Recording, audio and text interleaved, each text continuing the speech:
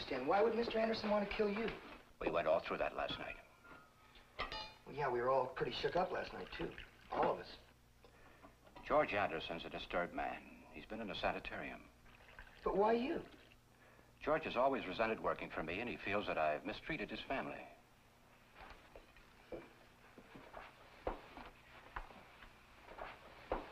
You mean Betty? Yes, Betty. Well, it still doesn't seem like reason enough for him to want to kill you. Norman, if your brother can understand this, why can't you? Dad, there's just one thing I don't understand. What? Well, what was Elliot Carson doing here? Carson heard somehow that George was headed for the house, and that worried him. But why would Carson want to get involved? I thought you hardly knew him. Are you going to start playing detective, too? Detective? I was just asking. Well, don't.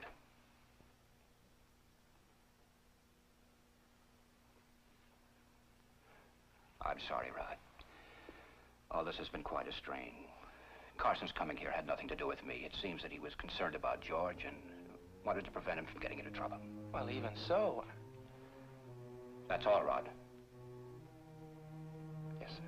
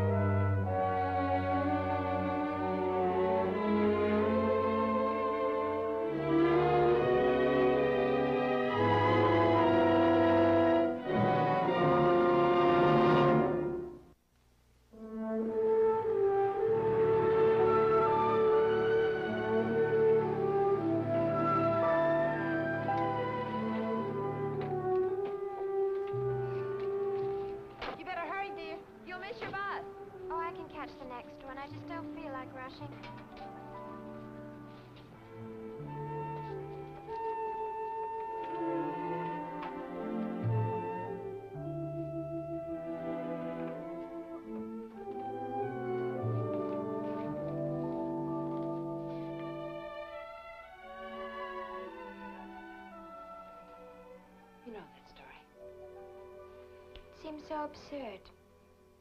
What seems absurd? I don't know.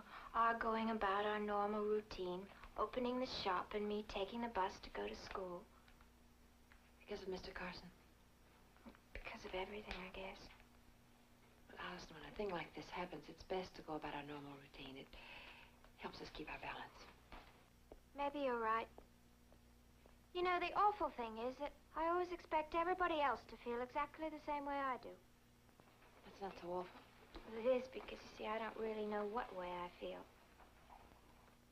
Everything used to be so simple. I thought people were what they seemed to be. They are, for the most part. For the most part. Well, we don't know everything about everyone. Do we know anything about anyone? Take Mr. Anderson, for instance. You know, I once used him as a character in one of my stories. Oh? What story? Oh, I didn't show it to you. In fact, I threw it away. Oh. But anyway, in my story, he was just a nice man who made loud jokes and sort of amused everybody. Goes to show I didn't really understand him. I didn't know him at all. Well, George Anderson is... Special? Is he? Or is he? Maybe the special thing about him is that he isn't really special at all. That what we saw wasn't really what he was. Maybe that's true of all of us. We all seem to be something, but most of us aren't really what we seem to be. Oh, good morning, Julie. Good morning, Mrs. Anderson. Good morning. Gee, I'd better get going or I'll be late. Bye-bye. Goodbye. Do you have a moment, Connie? Well, of course. They're keeping George in the hospital at White River. He's in the psychiatric ward. Did you see him? I saw him. He didn't see me. He didn't know me, Connie. Julie. Maybe it's better. Don't say that. Connie, can you forgive him? Julie. George never meant to hurt Elliot. Last night, when we first heard that George was drinking with Paul Hanley, you felt that was dangerous. Yes, I did. Why? Paul Hanley's a dangerous young man. Well, does he have something against Leslie Harrington? Did he goad George into this? Julie, I said last night that I couldn't explain what I felt. And I don't think it'll help anyone if I explain it now. It'll help me.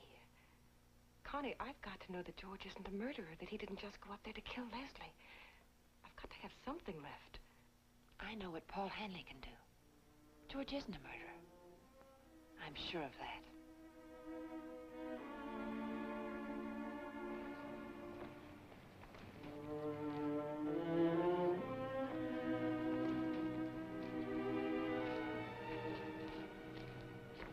Hanley! You seem in quite a hurry. What do you want, Harrington? Can I see you a minute? It's important.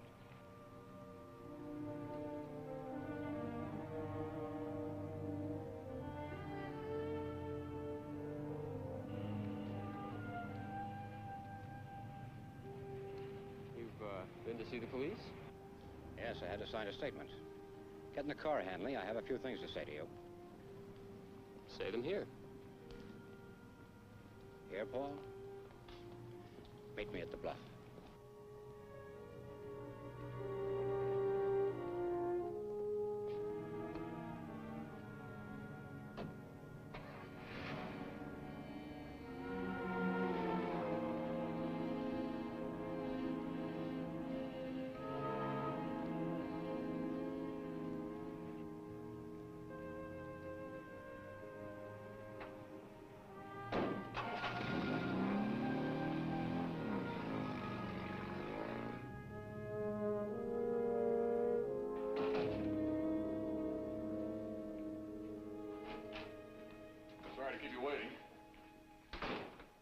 Coddling an old linotype machine. What? No repairman? You're looking at him. What's on your mind? Well, Mr. Swain, you talked to my father after the shooting. Yes? What happened? Well, didn't you read the Clarion? Oh, yes, just like everybody else in Peyton Place. Well, then?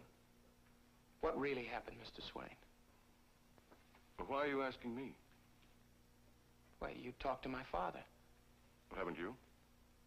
Yes, but I felt he is holding something back. Mr. Swain. I don't know what your father told you, but I'm not going to reveal the conversation I had with him. I know it sounds harsh, but... I only want to help him. What makes you think he needs help? I feel it. Well, you may be right, but I can't interfere. Interfere in what, Mr. Swain? I've known your father for a long time. I'm not going to interfere in his decisions. I don't think you should either.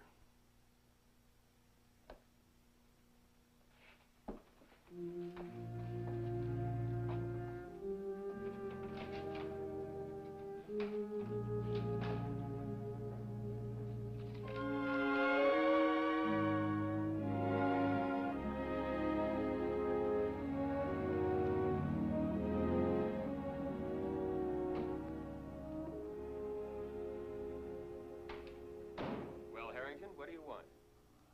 Carson might have died. I could have been killed. Did you think of that? I didn't give George a gun.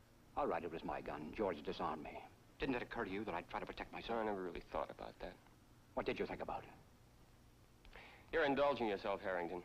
Inviting me up here for this pious little lecture. The police know you were with George last night. They'll question you. They already have.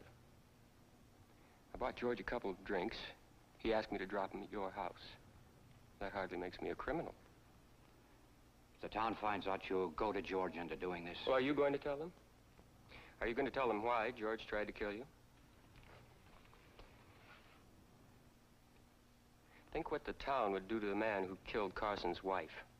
Then let him go to prison for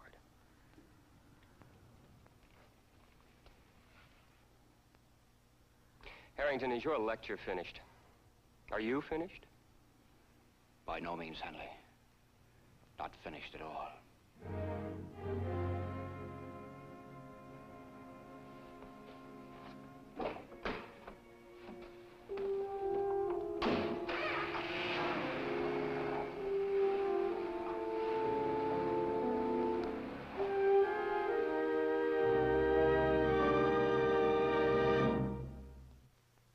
preview from the continuing story of Peyton Place.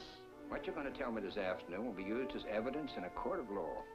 My relationship with Carson's wife was more than I told you it was. It's Elliot. He's had a relapse.